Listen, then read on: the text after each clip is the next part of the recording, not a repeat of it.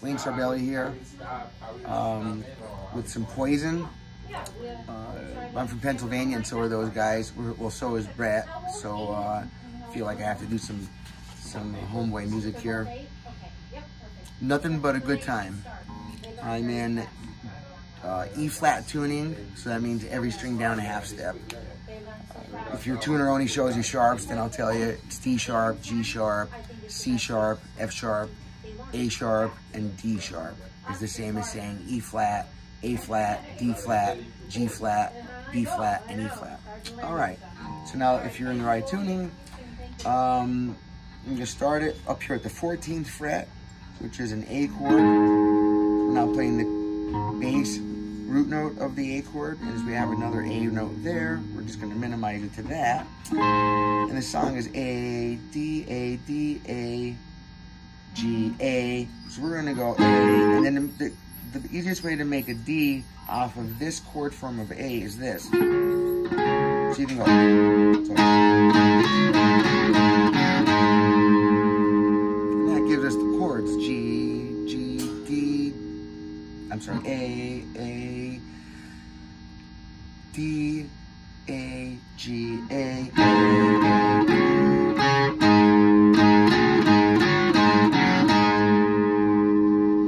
That's part one of the riff. Okay, there's two parts to this. Part two, I'm just going to use the 5 and 4 string, and I'm going to do.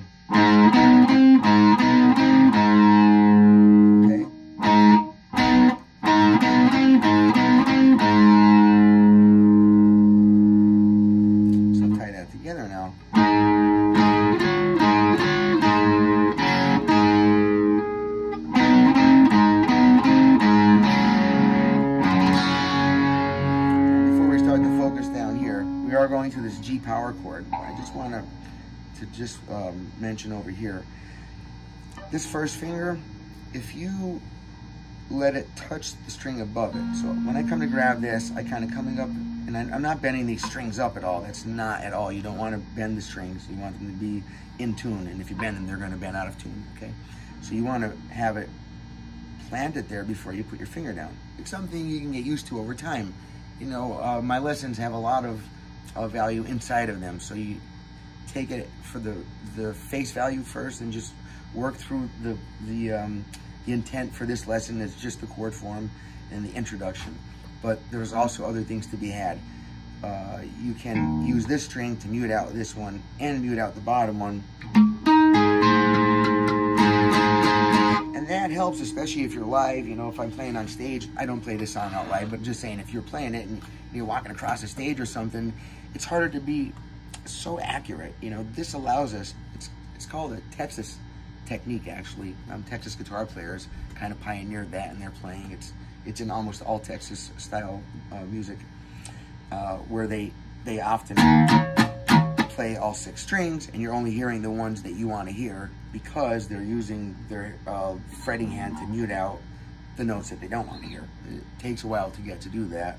So at first, you don't have to worry about it. You know, you just need to make sure you're pushing on this little A note, which is the 2nd, 3rd, and 4th strings at the 14th fret. I can't finger it like that though, or it takes too long to make the next chord. So I bar it.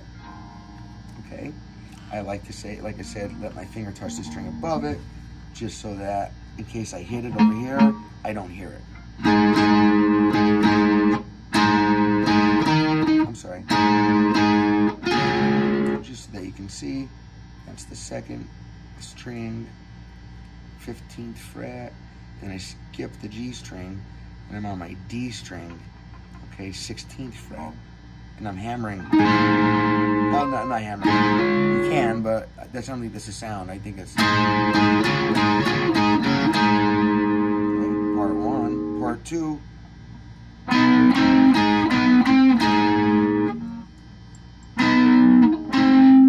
I keep my finger there.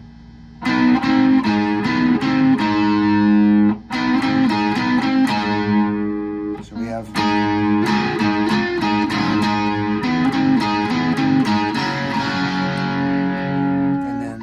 Same 2 middle strings open, making a G power chord, D,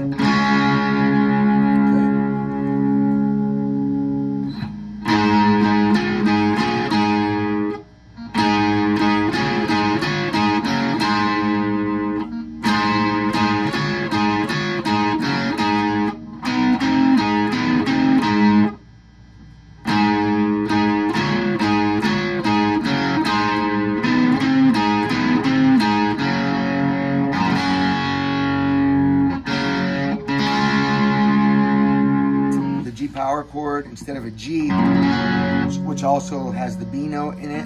Okay, the regular G has a B note here and an open B string there. The G power chord omits the B note from the chord, gives it a more powerful sound, hence the word power chord. What I do here is I just what I did after many years of practicing is I learned how to bend my finger down just enough to where I employ the muting technique, right? Look over here what strings are ringing. It's not ringing. This one's ringing out, but if you notice, I changed the note from the open B string to another D note. So I'm left with just G's and D's, and that's G power chords all day long.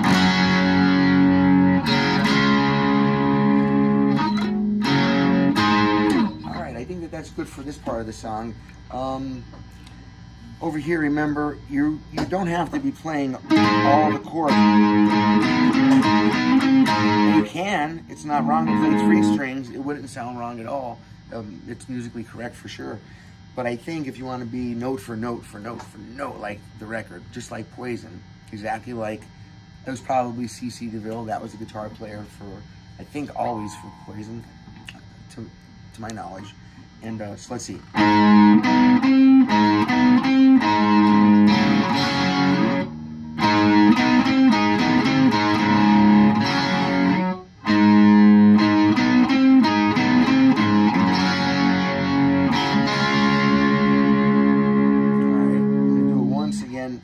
Nice and slow here right at the end, and then I'll tag it in the description. In all my videos, I'm trying to go back through it and putting it right in the video, like a little link that you can just click right on that and take you right to the playing part. You don't have to listen to me blah blah blah or whatever if you don't have the time, or if you don't need that. A lot of people just need to see real quick what's going on, and then they got it. Okay, good luck. I hope you got up to that point, everybody. So now, this is the very slow version.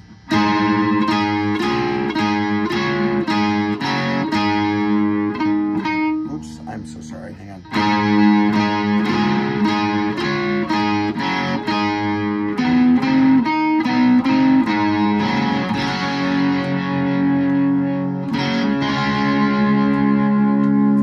One more time, even slower.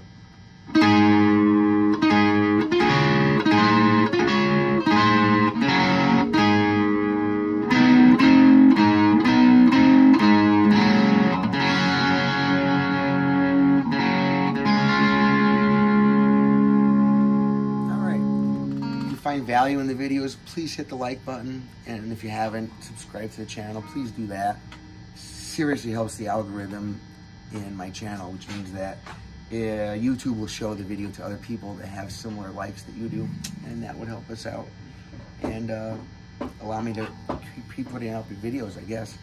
Thanks guys, appreciate it. Rock on.